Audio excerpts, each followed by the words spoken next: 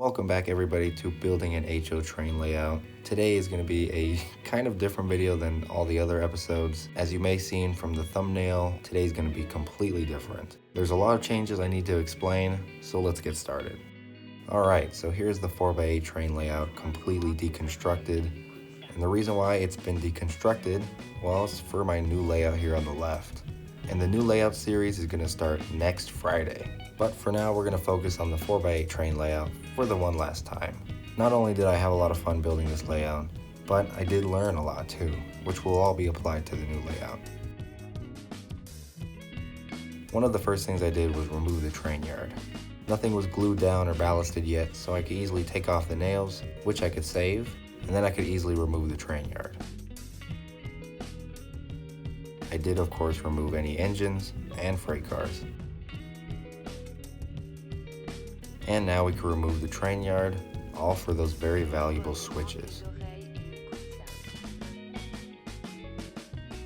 When it came to removing the track from the ballast, I simply just used a screwdriver and I gently pried it up and made sure I didn't actually hurt the track.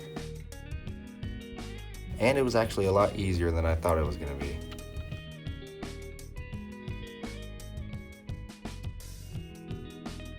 Just like that, we have two more switches for our new layout. It'll just take a little bit of cleaning and a little bit of removing some of the ballast that was stuck to the track.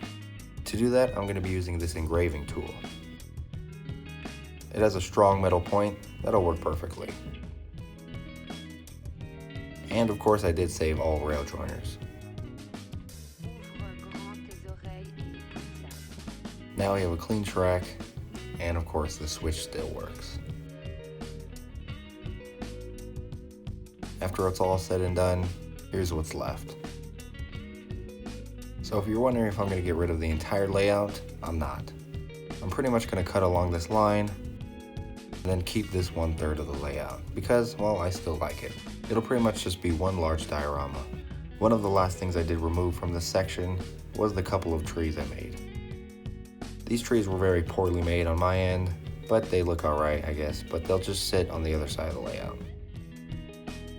These very poorly made trees by me will be put on the other side of the layout where they will stay.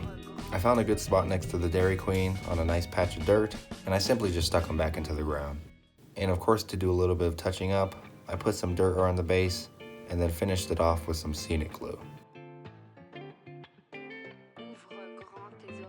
Now, although this is very sad to end the 4x8 layout build, it's actually a good start to a new journey that I'm actually very much looking forward to.